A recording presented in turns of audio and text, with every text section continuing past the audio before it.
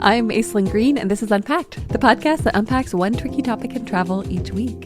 And this week, we're exploring the sought-after, often confusing, and sometimes totally overwhelming world of airport lounge access. First, a quick story. A couple of years ago, I was traveling home from Southeast Asia. I'd already taken one very long flight, and I was gearing up for another, but I had a longish layover, more than 2 hours. And I was feeling strongly in need of a shower. You know that feeling, right?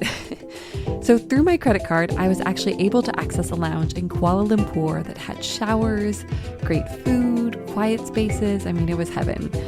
And I swear to God, at that moment, even if there had never been any other benefit tied to my card, and there are, it was worth every last penny I had spent on the annual fee just to have that shower. I've also had mediocre lounge experiences. I've been turned away, or I've been so frustrated and confused by the whole process, I didn't even try. So, to demystify the whole shebang, I spoke with travel writer and photographer Paul Rubio. Paul is Afar's points and miles guy, and he writes about lounges as part of that beat. He's also a big traveler. He's visited 134 countries and counting.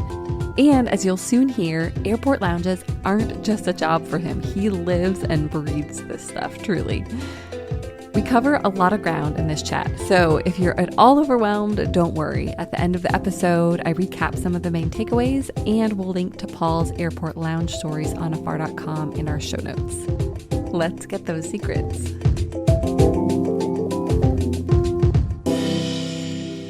Paul, welcome to Unpacked. Thanks so much for being here today. Thank you for having me. Yeah, we are here to talk about, I don't know, everyone's favorite subject or the, most confusing subject for some people, airport lounges. Yes, and there's a lot of information to cover. Yes, there certainly is. And you have been covering airport lounges quite a bit for several years, haven't you? Yeah, I mean, it started, I think, as a hobby and then became a career.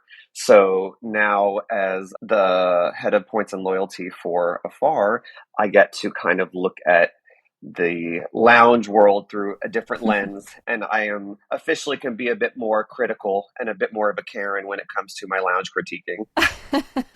So it started as a hobby? Like, what do you mean? You just were trying to get airport lounge access every time you flew, or what was the... I've always been a points and miles nerd.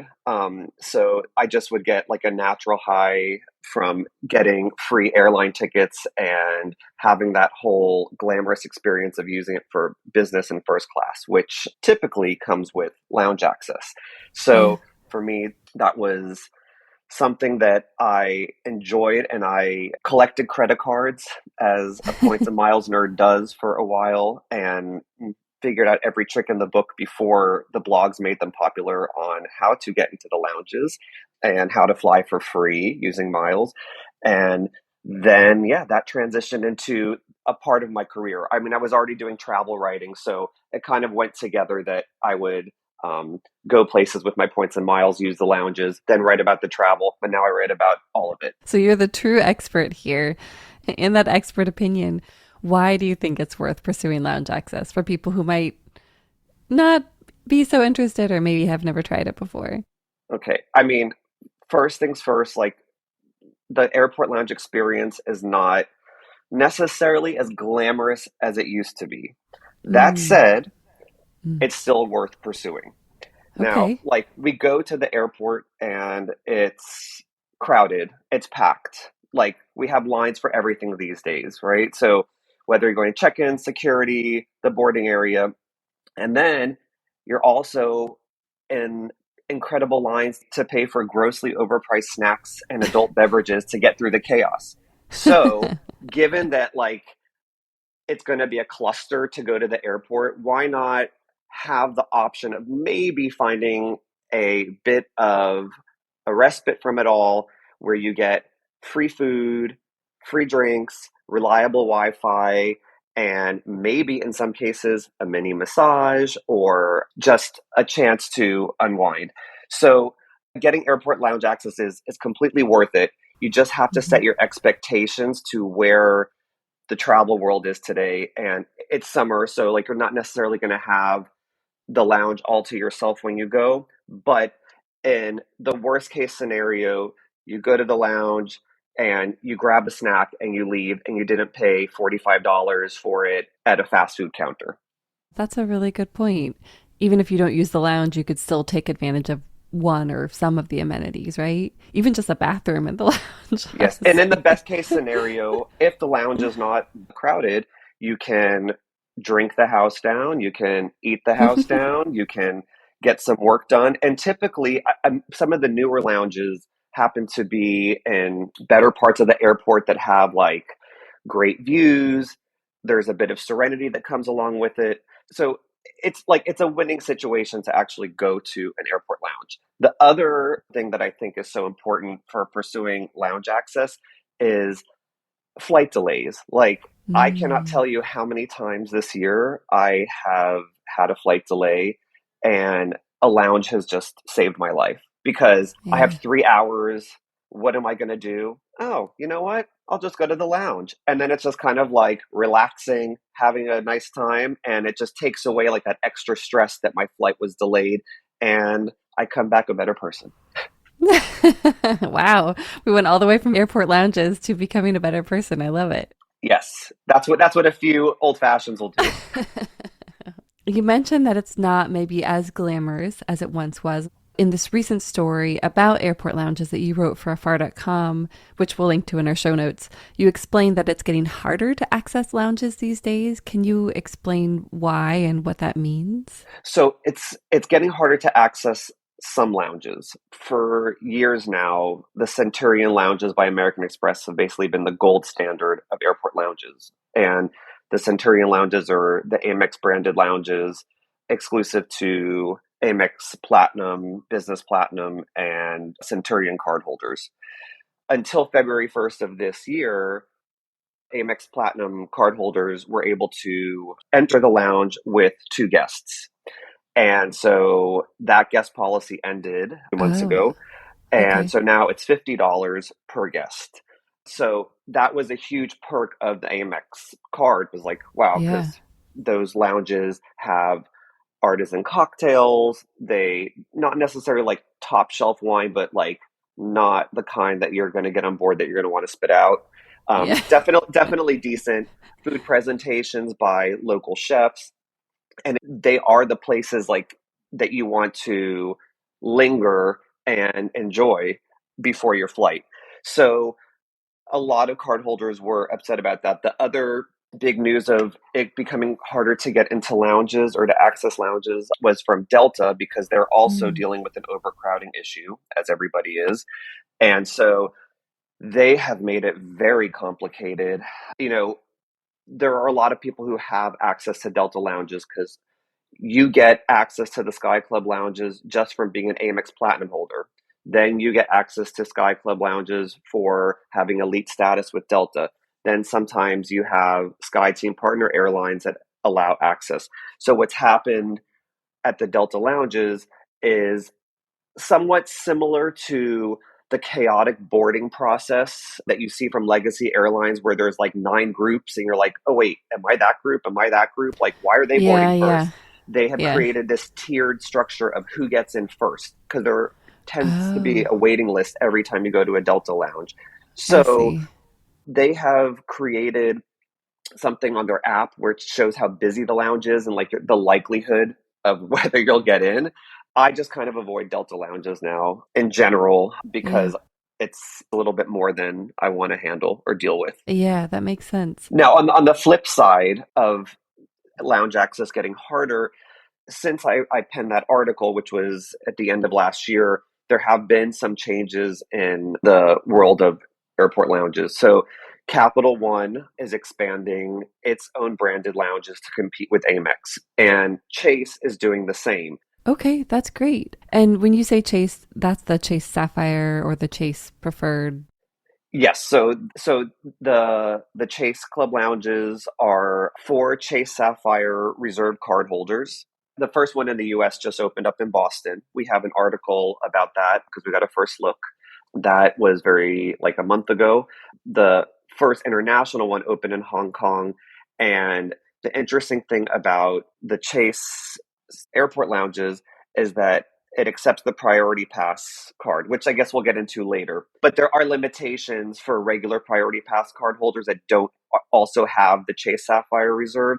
But yes, Chase is expanding its lounge network. They have 6 in the pipeline, and Okay. Capital One has a lounge in Dallas, and they have several more in the pipeline, one in Denver, one in Dulles, and then they are also doing these smaller concepts called landings, which are Oh, not full scale lounges, but smaller spaces for people who have like tight connections or are just looking for like a grab and go type of experience. okay. And is Centurion, are they also expanding their lounge network? So, what they have been doing is actually increasing the size of existing lounges. They expanded a lot last year. They opened up a new lounge in London, also JFK, LA. And what they've been doing is like the Seattle one just reopened this year and it's 3 times the size that it used to be. The Miami one reopened, I think, like a year and a half, 2 years ago, and it's much bigger than it used to be. But as someone who uses Miami as a home base, I will tell you it's still crowded. But because of that, I arrive early enough that I can find a seat. And also, Yeah. at some of the Centurion lounges, they offer complimentary 10-minute neck and shoulder massages. So Nice.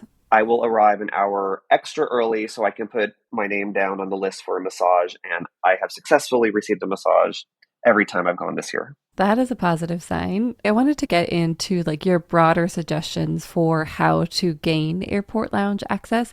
It sounds like credit cards are really the way to go. Would you say that's the primary way to get into these lounge networks? Yes, I mean, in my opinion, the only way to access airport lounges is through a credit card. And I'll Okay. tell you why. So, most top credit cards come with lounge access to multiple different lounges. So, the American Express Platinum, for example, you will have access to the Centurion Lounge. However, Hmm. you can also access the Delta Sky Lounges if you'd like, if you're flying on Delta. You can access the Priority Pass lounges if you're in an airport that doesn't have a Centurion Lounge or a Delta Sky Lounge and you're not flying Delta. Similarly, as I said, Capital One and Chase, they're expanding with their own branded lounges, but they also offer Priority Pass access. Now, if you just bought the Priority Pass package that they offer on its own, it would be more money than your annual fee of your credit card. I So see. you're always saving money by getting a credit Yeah. card that comes with membership. And then let's say you happen to be a United loyalist and you want to be able to access United lounges because you're always going to fly them and you always think you'll be somewhere where there's a United lounge. The fee is around $700 for the membership to the United clubs. But you can get their top tier credit card which has an annual fee that's lower than that 700 and it comes with the membership to the lounge. So it's Okay. never a financially wise decision to buy lounge membership. You always want to get it through a credit card.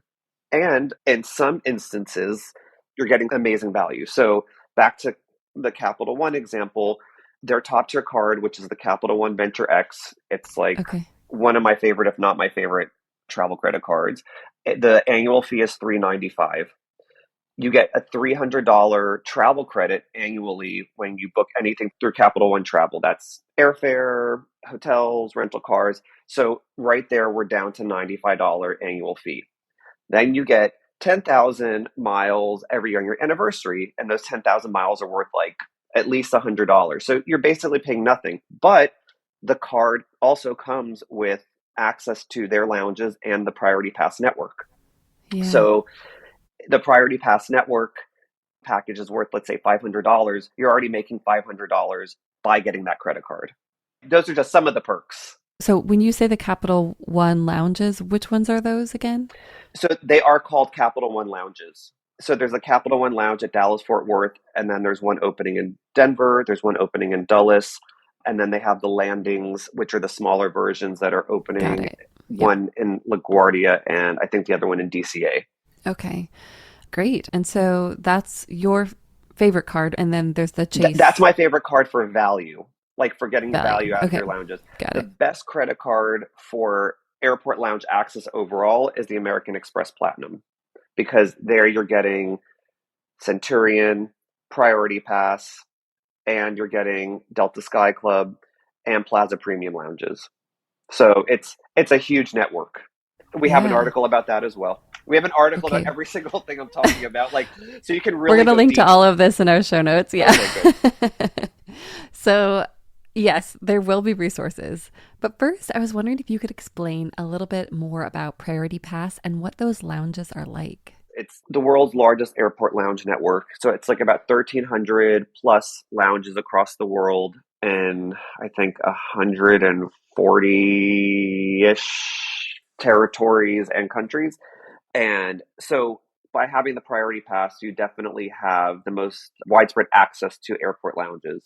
And you get the priority pass by either signing up for membership outright, which nobody should do, or getting it through a credit card, whether you're paying for a high fee credit card or a low fee credit card.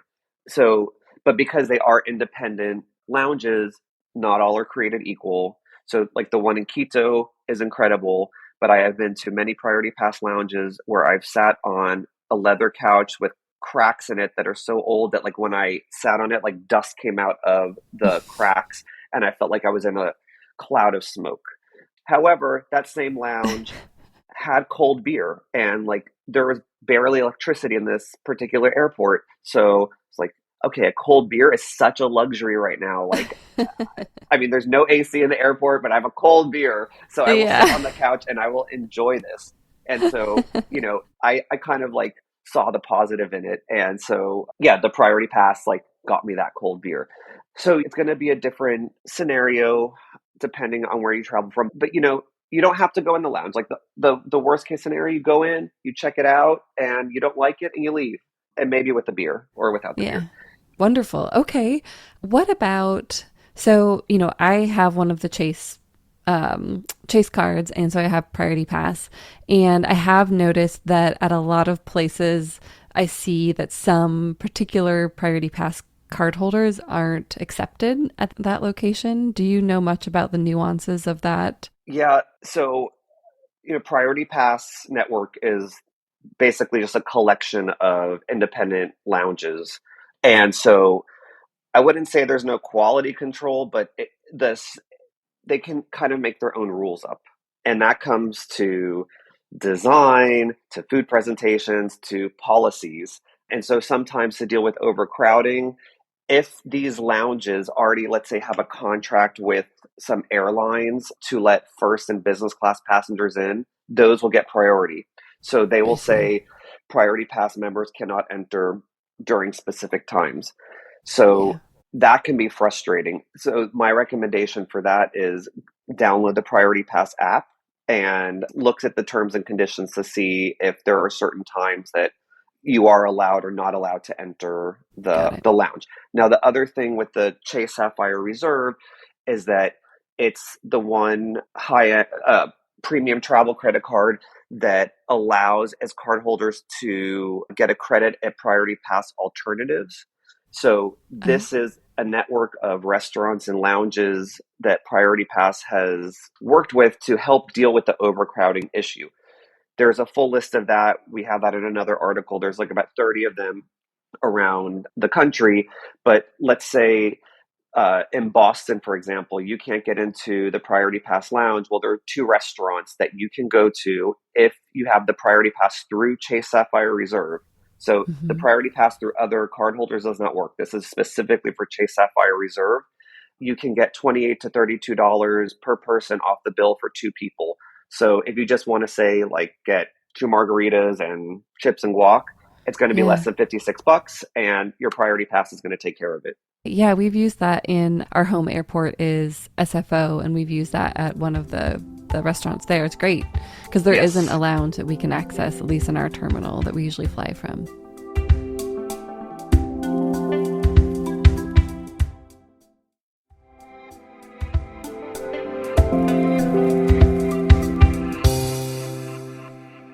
For those who might not want to go the credit card route, Are there any options for lounge access outside of, buying a first or business class ticket? There are some lounges that allow day use, like, and you can pay a fee for that. Sometimes that's controlled by how crowded the lounges are, but Okay. you can, for a lot of the airline branded lounges, let's say like American Airlines, you can buy a 1 day pass for $59 or 5,900 miles to get into the Admirals Club. So, and that's just for one person though. Like, if you Yeah. think about, we were talking initially how the Centurion lounges don't allow guests anymore. Priority Pass cardholders are allowed to bring two guests. So that's Okay. always really nice because typically, like, if you're traveling with people, you want to bring them in. Yeah, yeah, And exactly. the same thing with the Chase clubs and the Capital One clubs, you can bring guests. So you can get a day fee at some of the legacy carriers branded lounges. Then you can also download Lounge Buddy, which will tell you which airport lounges are available for a fee for the day, and you can just pay directly through the app. Typically, Okay. though, those are priority pass lounges, and it sometimes may be controlled by how busy it is, but typically, if you're paying, they will let you in. It just sometimes, I wouldn't necessarily think it's maybe worth 50 or $55 to get into some of the priority pass lounges. Yeah. Some are worth it for sure, but some are not. But those options do exist. Uh, Okay. Another interesting thing, I know we were saying to go the non-credit card route, but if you don't feel like getting a premium credit card and you want to get a low annual fee credit card, the American Express Green Card offers $100 credit towards Lounge Buddy per year. So you can at least Okay. have like two lounge hurrahs on your credit card throughout Yeah. the Yeah. year.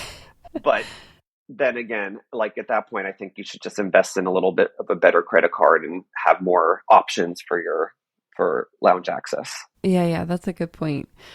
Are there particular airlines? So for people who might want to go the day use fee, maybe they don't travel as often, are there particular carriers that you think have lounges that are worth that fee? Honestly, no.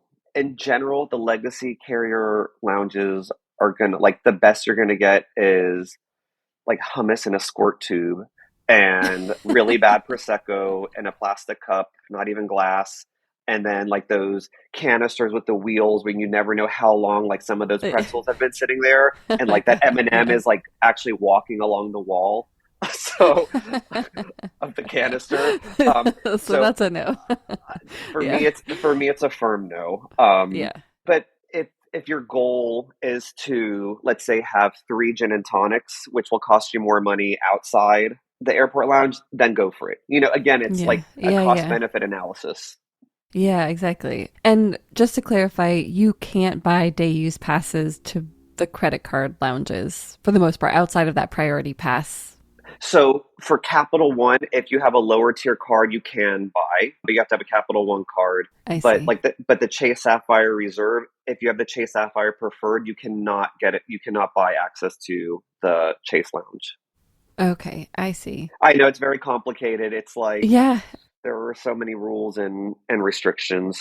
I think that's part of what, can feel intimidating sometimes. Do you have a way that you cope with that, or are you just an encyclopedia at this point? Do you have all those rules and regulations in Honestly, your I'm an encyclopedia and I have every credit card. So, Yeah. like, there has to be a way for me to get into every single thing. So, I think I recently had a situation where I was so confident that I was going to get into this lounge. I was flying back from Tahiti through Mm. LA to Miami, and I used miles to get a business class ticket.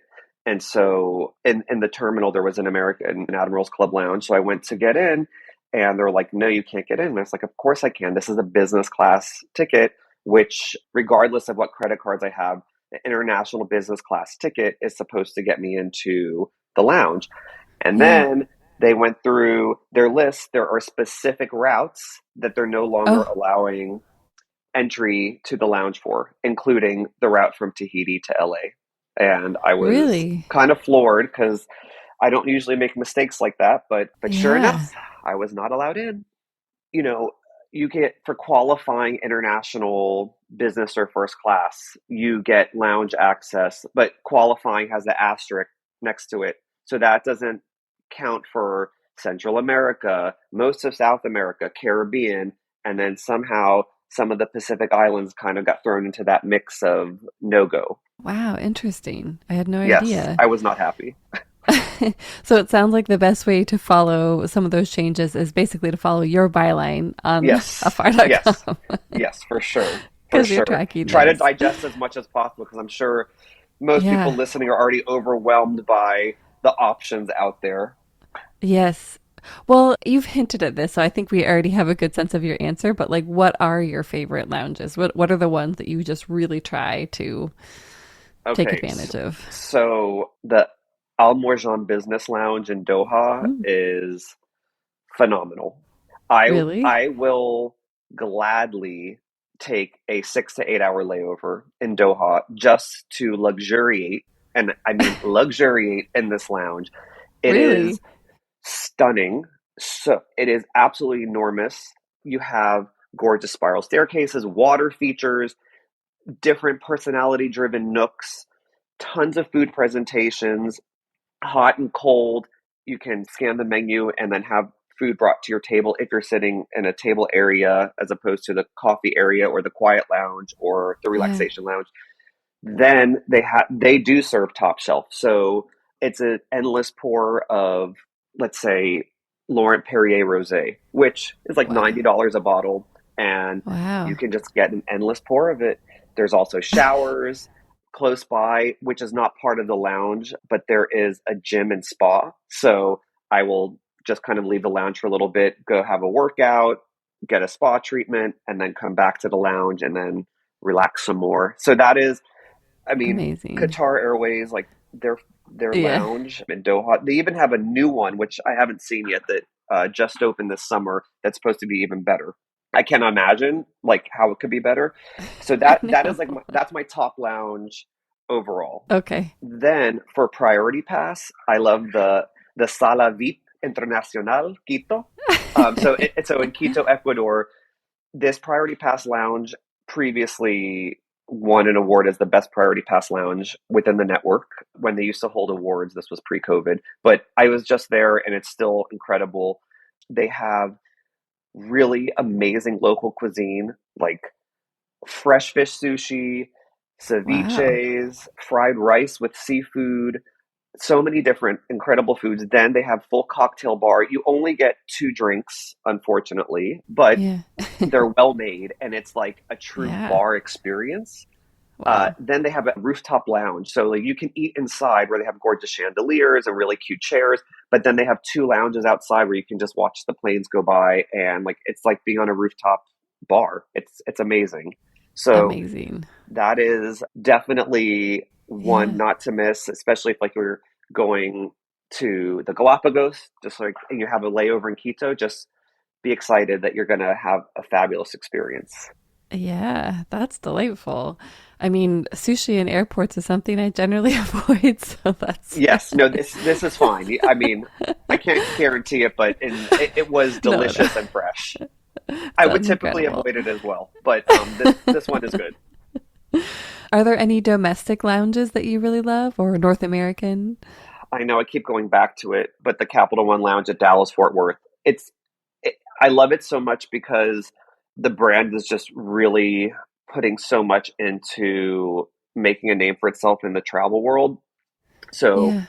they they've gone all in with the design, with the decor, the cocktails. They have amazing cocktails on tap. Like they have like a butterscotch old fashioned on tap, but you can make Oh my anything. gosh. The bartenders will make anything you want, and they put beautiful garnish and they muddle like and mix, and it's just like it's a real bar experience. Then not only do you have the different food that you can go and grab and sit at the table with, but they have an entire grab and go deli at the front. So if you're that traveler that has a tight connection, but like you want some good food, they have everything packaged. It's like going to Pret a Manger, little salads, Wow. sandwiches, like 20 different kinds to choose from, juices, fresh juice, sodas, and you can just go in and grab it. And also hot cookies. Hello, who doesn't love Oh my cookies? gosh. And if you have a little bit of a longer stay, they also have a wellness room where you can do yoga, you can stretch. They even have exercise bikes and then showers. So I mean, it's Yeah. just kind of so well rounded and so well thought out that, that to me is amazing. Now, I also do love the Centurion Lounge at Dallas Fort Worth. It's Yeah. not. I will pick Capital One over Centurion, but they have great food presentations and they do an excellent job there too. So yeah, so Okay. Dallas tends to have the best lounges. Good to know. And that brings up a question. I was actually stuck overnight in Dallas because of flight delay meant I missed my connection a couple of weeks ago. If I had had either of those cards, could I have stayed in the lounge? Like, are they open 24/7? Is that an option So for they're people or not no? open 24/7, and Yeah. sometimes there Okay. are restrictions on like how long you can stay. It depends on the Oh, I lounge. see. If you are going in with your ticket and you were delayed, as long as I hadn't reissued another ticket with a different time, they probably would have let you in. So Okay. it kind of depends. Because if Yeah. let's say your flight was if they had already reissued you a ticket for tomorrow and they scanned it, Mm, they probably wouldn't let you in that previous day. I see. You'd Okay. have to That like makes go back sense. early, like in the next morning before your flight. Got it. Okay. So it's not an option for sleeping, essentially. No, but however, like the Al Morzam Business Lounge uh, in Doha, they are used to having people with very long layovers. So like they do have beds, and if you have a Oh, 6 hour okay. layover there, you can crash there. That's not a problem. Okay. So it's just every Got lounge it. is different. Sure. I wanted to go back to a couple of things that you mentioned. One is just speaking to this whole idea of overcrowding. What do you think kind of led to that? Was it the rise of like Priority Pass? I think because there's just been such a big push to get new credit card holders, and the credit cards have just been competing and offering more and more benefits. There I are so see. many people now who do have already have lounge access. There are plenty of people who don't, but there are Yeah. lots of people who do. It's even similarly, sometimes I go to the airport and I can't believe the line at TSA pre-check. And I'm happy Yeah. everybody has TSA pre-check, but it's like, oh Yeah. my God. Okay, but most people have it now because it was a credit card benefit. You pay for it Mm. and you get a statement credit. I also think that the overcrowding has been an issue because so many people are traveling again. Tons of people accrued miles and got credit cards during the pandemic because they were bored and reading about them and spending. And now they want to travel. So, like, tons of people are traveling. And as we know, like, the airports are insane. So, I just think a lot of people are traveling this summer. It should die down, hopefully, in the fall. It typically does. And when that happens, the lounges should be also less crowded. And would you say that's true that summer is just the toughest season in terms of lounge access? Like that Yes, fall, winter? especially Okay. this summer. This Yeah. summer is Yeah. just, I mean, I've never seen planes so packed and like lines so long for whether it's for immigration, for TSA pre-check, for check-in. It's just doesn't matter what day of the week I go. It is insane. Travel has rebounded. I guess it's good for our industry, but yeah, it's intense out there. Yes, yes. But it's still, again, going back to our first point, because it is so crazy, it's still worth that while to like try to get into a lounge and like have treat Yeah. yourself a little. Yeah, a little oasis. Hmm. Is there anything else that you think people should know about, say, Priority Pass in particular? I feel like we kind of talked about that in several different questions, but I had mentioned all these premium cards like the Capital One Venture X, the Chase Sapphire Reserve, and the Amex Platinum all come with Priority Pass membership. So does the Hilton Surpass card. So oh, interestingly enough, like this is a low fee Hilton Honors co-branded credit card. It's only $95 a year, and it okay. comes with a lower Priority Pass membership, which is not unlimited access with two guests like the other cards, but it is 10 passes to get in. So Mm, considering that the one-off passes, which you would pay like through Lounge Buddy or directly at a Priority Pass lounge if they're offering day use, would be 40 or $50. You're getting 10 of them for a yeah. $95 fee, which to me Okay. is incredible. Plus, Yeah. you're like when you sign up for the card, you're also getting like over 100,000 Hilton points, which you can use for like a night at a Waldorf Astoria or a Conrad hotel. But yeah, Yeah. so Yeah. there, so like Okay. going back to not for people who don't want to do the credit card rep, for people who cannot handle like the idea of having a card with a super annual fee. The Amex Green has that Lounge Buddy credit, and the Amex Green is $150 a year. Yeah, that's a really good perk. I've actually never heard of that card. Well, looking to the future, what do you see happening in the world of airport lounges or with airport lounge access? Where do you think it's all going to go? I do think that more lounges are going to be restricting guest access. I think the problem with a lot of the overcrowding, not only are people traveling, but when you can bring +2, it adds up fast.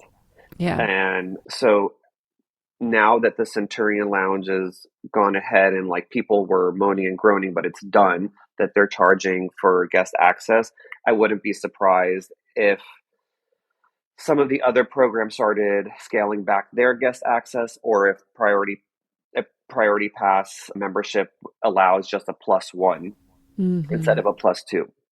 Now, the workaround for this, just like with the Amex, is make those people that you typically travel with additional card holders. So Oh, if you have the Amex Platinum, you can add 3 card holders for $175 total. So it's less than $60 a person.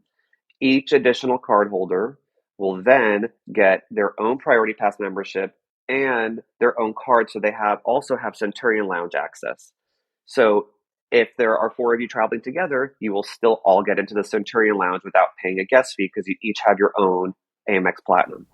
I see. And yes, so that's a great way to work around that with my favorite card, with the Capital One Venture X reward. The additional card holders are free. So every additional card holder, up to 4, for your additional card holders, they each get their own Priority Pass membership. And they also get access to the Capital One Lounge Network, which is growing. And Great. so that's like a great situation. And then people think, well, do I really want to have other people on my credit card? You can add additional card holders and then set their limit to like $100. And so that way everyone has a membership, and like I have my dad under me, under my Amex Platinum, and then I have my cousin under another card. And so everybody's enjoying lounge access courtesy of me. But you don't have to worry about like somebody going on a shopping spree. I don't think that they would go on a shopping spree anyway, but now I definitely don't have to worry about it because they can't. I love it. It's a really good tip. Okay, I mean, we've covered a lot today. Is there anything else that you think travelers should know about this very complex topic? I think that travelers should definitely do the research on their home airports and where they typically fly to and from to see what lounges they would frequent if they're looking for lounge access. And then from there, perhaps decide which credit card is best to suit their lounge needs. I see. Like if your sole goal of a high fee credit card is to gain Centurion Lounge access, and you're based in a city that doesn't have a Centurion Lounge, that doesn't make sense. Yeah. Unless you have a great Priority Pass lounge, which would come with it, but then you have more choice of different credit cards to choose from. So I see. I would say like you got to do a little bit of homework. We will have links to so many different topics that we went over today that it's, you can have a graduate degree in airport lounge access after you read them all. And also just set your expectations accordingly. Like, again, I was so happy to have that cold beer and that Dyer airport. Like that to me, that was made the Priority Pass worth it. Lounges are typically going to be overcrowded. Some are going to be better than others, but there's always going to be the opportunity to like treat yourself, experience it, and decide if you want to come back. And definitely there are many that are worth coming back to. So yes. And also all these new lounges, like the remixed version of the Centurion lounges, the newer ones, the new Capital One lounges, the new Chase lounges, there's a lot of investment going into these lounges. And so they are glamorous. They are bringing back the glamour to the lounge experience. Thanks so much for sharing, Paul. Before we share where you can find Paul when he's not traveling or watching reruns of Portlandia with his husband and rescue dog Camo, let's talk about some of the key takeaways from today's episode. Takeaway number 1, never pay outright for a membership to a lounge. Whether that's through an airline or a company like Priority Pass, the best way, Paul says, to access a wide variety of lounges is through a travel credit card. And that brings us, of course, to takeaway number 2. Paul's favorite card for maximizing lounge access is the Capital One Venture X.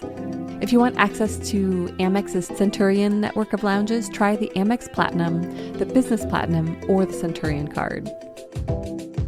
The Amex Platinum card also comes with access to the Priority Pass network. And finally, the Chase Sapphire Reserve also comes with Priority Pass access, as well as other airport perks.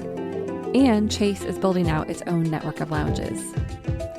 For lower fee cards with good lounge access, try the Hilton Surpass card and the Amex Green card. Takeaway number 3. Before you apply for any of these cards, do your research and figure out which lounges are available at your home airport or the one you frequent the most. That should guide which card you go with. Takeaway number 4. If you don't want to go the credit card route, which I completely understand, your options are a bit more limited, but it's not impossible. You can always book a business or first class ticket, though remember that certain business class routes have limitations on access, so do your research. You can also use apps like Lounge Buddy, which allow you to book one-off visits. Takeaway number 5. If you have Priority Pass through one of your cards, check to see if it offers benefits outside the lounges. For example, Chase Reserve cardholders can get a credit for food and drinks at dozens of restaurants and major airports. So again, comes down to do your research.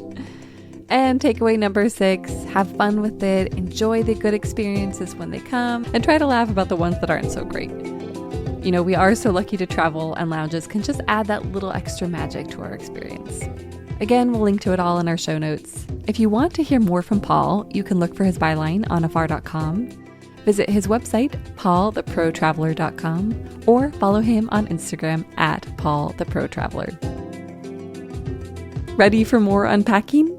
Visit afar.com and be sure to follow us on Instagram and Twitter. We're at Afar Media. If you enjoyed today's exploration, I hope you'll come back for more great stories. Subscribing makes this easy.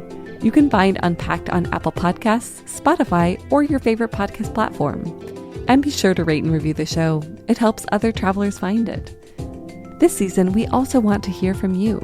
Is there a travel dilemma, trend, or topic you'd like us to explore? Email us at unpacked@afar.com. This has been Unpacked, a production of Afar Media. The podcast is produced by Aislinn Green and Nikki Galteland. Music composition by Chris Collin. And remember, the world is complicated. We're here to help you unpack it.